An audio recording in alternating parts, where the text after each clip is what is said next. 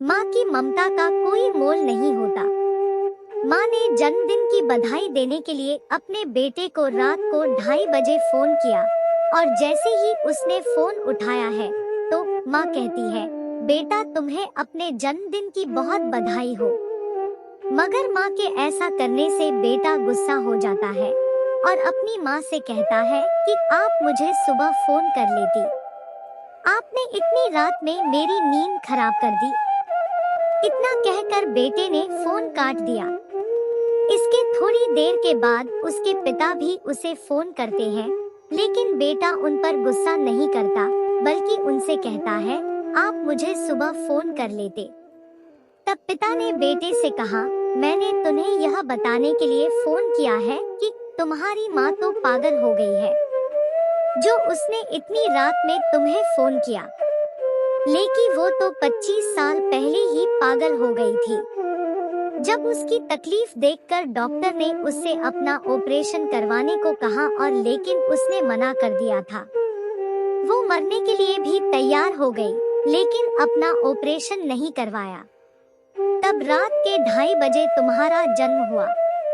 वो शाम के 6 बजे से रात के 2:30 बजे तक प्रसव पीड़ा सहती रही थी। मगर जैसे ही तुम्हारा जन्म हुआ तो वो अपनी सारी पीड़ा को भूल गई। उसकी खुशी का तो जैसे ठिकाना नहीं रहा। तुम्हारे जन्म से पहले डॉक्टर ने मुझसे साइन करवाए थे कि अगर कुछ हो जाए तो इसके हम जिम्मेदार नहीं होंगे। जब साल में सिर्फ एक बार तुम्हें रात में फोन कर लिया तो इससे तुम्हारी नींद बिगड़ गई। अरे मुझे तो वो पिछले 25 साल से रोज रात को 2:30 बजे उठाती है और कहती है कि देखो जी हमारे बेटे का जन्म इसी समय हुआ था। बस यही बताने के लिए तुम्हें फोन किया था। इसके बाद बेटा सुबह घर जाकर अपनी माँ के पैर पकड़कर माफी मांगता है। माँ कहती है, देखो जी मेरा बेटा आ गया। फिर वो पिता से भी माफी मांगता है। तब पिता कहते हैं कि आज तक ये मुझसे कहती थी कि हमें चिंता करने की कोई जरूरत नहीं, हमारी चिंता करने के लिए हमारा बेटा है।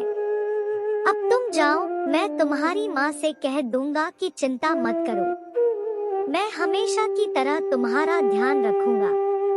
तो माँ कहती है कि इसे माफ कर दो जी, ये बेटा है हमारा।